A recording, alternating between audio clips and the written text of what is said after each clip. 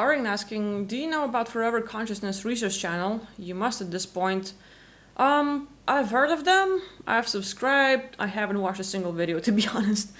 Um, I wish I would consume more spiritual content and hear different aspects. And it will sound like an excuse, but I just have other priorities in life, and sadly, I don't get educated or I don't hear other people's points of view on similar subjects. So I might be losing out a lot, but hey, if you have some of your favorite videos from over there, feel free to send me an email with links. I might give it a go, watch some videos, do a reaction video, or like maybe learn. Like, hey, look, I've been wrong. Yay, I can like change my mindset. Speaking of which, um,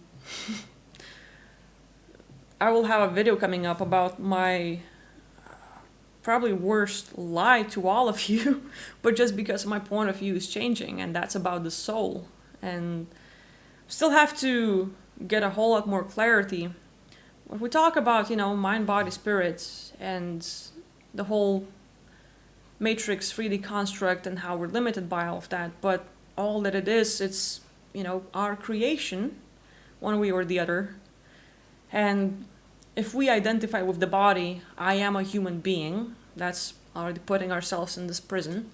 I am a girl, I am a guy, putting ourselves in the other identity prison. And then we talk about age and the groups and, like a lot of labels we can put onto ourselves, like I'm a gamer, I'm I don't know, like starseed, I'm something else. Like, it's just, again, labels, labels, labels.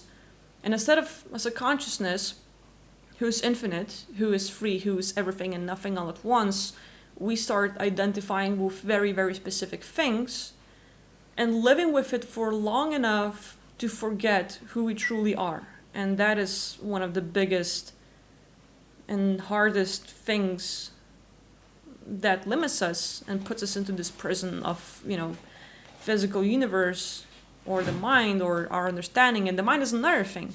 Our beliefs, everything we focus on, everything, is that reactive mind where, oh, inflation, oh, we gotta have to, pay the bills and survive and get the food on the table and tons of other things, and then worry, trying to cover the basic needs to survive. But then besides that, people who live in countries that are doing way better economically, and I'm being part of it, a lot of people, instead of having real hardcore life issues with nothing to drink, no roof over their head and everything else, will have emotional problems. So we go into depression, we go into anxiety, we go into frustrations and everything else, and that's a whole thing.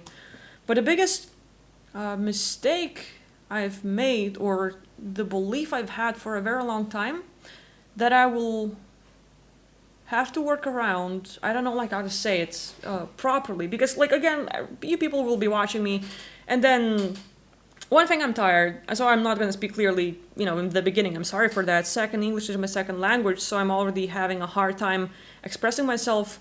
Thirdly, like, I am way better at visualizing and experiencing things, but putting it in words is so freaking hard, so it usually never comes out the way I want it.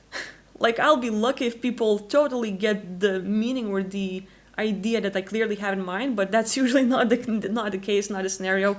So it's like a bit hard. And like my mentor, Kimberly McGeorge, I work with her, and I love her so much because like, I can talk to her or I can just be there and she just sees me and she knows absolutely everything about me. Just because spiritually we're so connected that we don't have to talk. I don't have to put things in words and explain things because she's going to look me into my eyes and know exactly what I have in mind and be able to tell it in her own words. And I'm like, yes, finally someone gets it. So for me, it's like a lot of times when I think about it, like that appreciation makes me want to cry just because like I have one person in this world that totally gets it, totally, without me having to worry about putting it in words and trying to explain myself. It's like someone gets it. And I don't know, like for anyone to have a person like that in their life where you can truly be yourself and you can talk about anything and be fully understood and accepted because of that is so important. So, okay, great. Coming to the soul, and my biggest lie to you yet, just because recently I'm like switching my beliefs about it and what I'm learning, soul is trap as well. Our soul is probably the biggest trap lately that we believe in. And by that is, as a consciousness, like consciousness, it doesn't have a shape or form. It is infinite. It is everything. And it is hard to explain what it is and to define it in a few simple words that would, everyone's like, yay. But it's basically point of view. Like right now, you look around. Your eyes are seeing things. If you have visuals, that would be great. Visuals being, okay, you see what's in front of you. You have the sight. The physical world over there is what you perceive. So that is your point of view. Consciousness as well has the perception. So it's not only seeing, it is also what you hear, what you taste, and everything else. But it is limiting because we usually attach these things to this physical world. And if we experience the same in a dream, we call it a dream instead of real world, even though it's like the same. And it's hard to explain these things, but we create everything. And the soul is the biggest trap because it's limiting.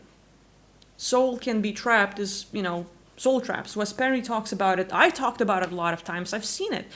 And here's another thing, the truth. What is the truth? For everyone, it is their own belief. And if you would see a ghost, clearly, walking, or a ghost, an entity, a weird creature right in front of you, and you would experience it, like you would feel maybe intense fear, you would be creeped out, maybe. You might just see it completely there, sense its energy, perceive it fully. And then it disappears. But that was your real experience. And you would go through looking at, do you have any chemicals inside your house that could cause hallucinations? Do you have anything, the medications you're taking that could cause hallucinations? Do you have anything that would cause it? Was it a sleep paralysis? And you go through all of these things that we would have to prove scientifically to people that I've seen stuff that should not exist. And then it would be your experience, it would be your reality. No one else would believe you. They couldn't see it. For them, it's just a story you told, and for them, like, you would have to prove it, but to you, you saw it, and it was real as can be. And you felt it, you've sensed it. There's a lot of people who are sort of, say that they have schizophrenia. It's a huge thing, and I'm not a doctor, and I'm not supposed to talk like this, but I think it's way beyond what the labels we put are there. It's people perceiving stuff, having perception that goes beyond what our human senses are capable or should pick up. And it's like having a radio channel on a dial of a frequency, and depending on which frequency you are on, you're going to pick up a different radio channel, so you're going to have a different thing. Now you put two different channel, like radio stations, or like two different radios, you can tune in to two different radio stations all at once. So you start more perception. And you can have 10, like you can have your phone on the radio, you can have your PC on the radio and something else, and it's all a part of what you can perceive. So our consciousness, depending on which frequency we tune in, is what we're going to perceive. And some people are just on a whole different frequency, for a moment maybe, so they will start seeing, hearing, and having a whole different perception than what we would consider normal. And the same thing goes with the soul, is where considering that for some people, like, oh, well, the soul is what gives this body a life, so it's like part of us. And then the soul is what leaves the body when the physical body dies. But it's not. It doesn't go anywhere. It's not a thing. It's your consciousness, your perception. Right now, you are used to this physical body. And if you would be using virtual reality headset and you would be playing a game, your perception would be very different. Some of you might have seen videos where people would play a game where they're on a skyscraper and they're literally at home, they have this wooden board and they would be all shaky. Because their reality they're perceiving at that moment, because they're using a virtual reality headset, is so very different that their brain catches a whole different senses and they literally fall from the board. They get scared, they have panic attacks, they have like very different reactions. And that's very important because the way we understand reality is hard to explain. It's hard to define because all we go is by labels of someone that said it is normal, and everyone else accepts it and consider this is the thing and that's the only thing. And if it doesn't fit in the normal section, then you're crazy, and then you're gonna have a lot of labels of, you're schizophrenic, you're mad, you have bipolar disorders, whatever. And these people are like being quieted, shushed down, like have tons of pills shoved through their throat, and said like, shut the hell up and don't talk about those things. But I think we should explore more, get a better understanding. Of course, good luck. I'm just to most people, a crazy girl without a degree, without clear medical understanding, telling weird stories. So whatever, and I don't know how to get at that subject, but I'm dropping the subject of a soul because it's limiting. It's another identification. It's another label. It's another thing that we put ourselves that limits us. It's not just the physical body anymore. It's not just dropping dead. It's that people believe that after they drop dead, they, as a soul, will leave the body. And consciousness, like that frequency, can simply tune into another reality and start living there and start creating something new. But because we identify as, we have a soul, then it's like a body within a body. And after physical body drops dead, most people believe that being stuck to that soul body, just like whatever that essence is, however they see that, they're just gonna leave, fly around. Maybe if they heard about Wes Penry, they're gonna think about, okay, Earth has great holes and we have to get through them and it's like really hard and everything else. So stories limit us. Soul, soul can be trapped. If soul goes into the white light, it's gonna be trapped. If soul gets into some trap, it's gonna be trapped and everything else. Those are all real because we believe in it. And every belief is true and profound to everyone that buys into it. And to say it's not true to someone who tunes in into certain frequency and experience that is, hey, for them it's real. They tuned into that thing, they saw it, they experienced it, for them it is real. So I really try not to make anyone feel wrong and bad because of what they believe in. And I might be doing a pretty bad job as regards vaccination and the whole pandemic thing, or the whole woke movement, but when it comes to spiritual community and a whole of those people being divided, oh, that person is fake, it's a scam, the story they shared is like complete crap and is like false and everything else, and they're gonna crap on anyone else. So we have tons of these communities, spiritual communities, that would have the same goal: wake up, help out people, connect, all of this like spiritual awakening and getting better and self-betterment and education and trying to understand reality, except we can't allow anyone else to agree to disagree. We can't allow anyone else to have a different belief than we do, because now we are right, they're wrong because I believe in it and I have a bit different understanding than they do and they don't get it, so they're wrong. And all of these communities, they have this in common. They're divided, they fight each other. And that's like, to all of you, is just my perspective. It is just what I talk about, how I see reality, and it's subjective. This is my truth, my personal truth. This is what exists to me. How you see things is up to you. What you believe in is up to you. If we, there's the whole personal reality, personal beliefs, you creating everything. And then there's the whole, common creation and, all of that. And, good luck. If I could, if I wasn't as tired and if I could remember the right words for it all, that would be great. But I'm not in the best shape, so I'm sorry for that. But anyway, the reason I don't watch a lot of the videos on these other channels, like even the, Forever Conscious Research channel and others, even Swaru and others, is because while they do have great information, while they are right about what they believe in, the community itself is dividing others. And it's like, I'm glad they're able to talk about what's important to them. I'm glad they're able to share their truth. But at the same time, it's like what they perceive is their reality and they will not allow anyone else's experience to be real.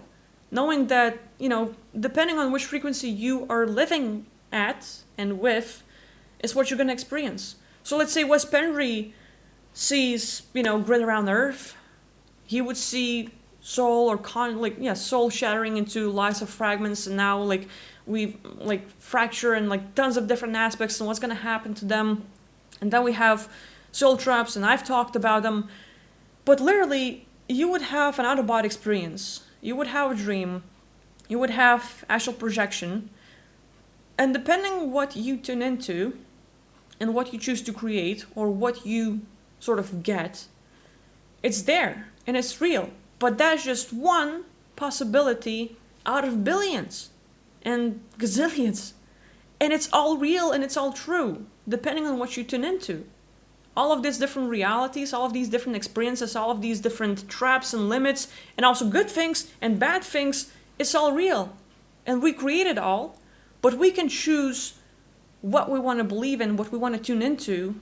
And I talk about soul traps and other things, and to some people it is scary, but I try to talk about it in the way what it seems to me like that I talk about. And it is really good to have knowledge about possibilities of these things so that we could find ways to avoid it happening.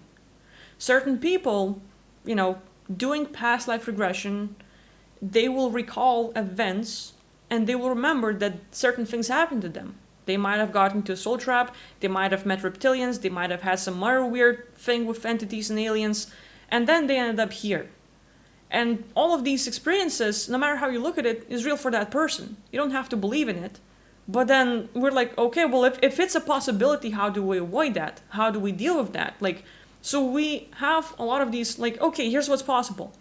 But what are you going to deal with? It's all up to you and what you believe in.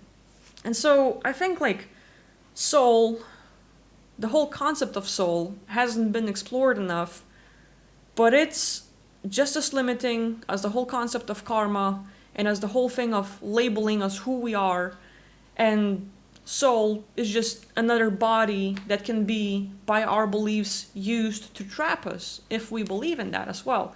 And it's a huge concept. I would need to explore it more, find other words to talk about the same thing, share it differently tons of times until I'm okay, I think I understand the thing myself, where I'm right or wrong, but I can share it in a way that I think would be maybe liberating to some.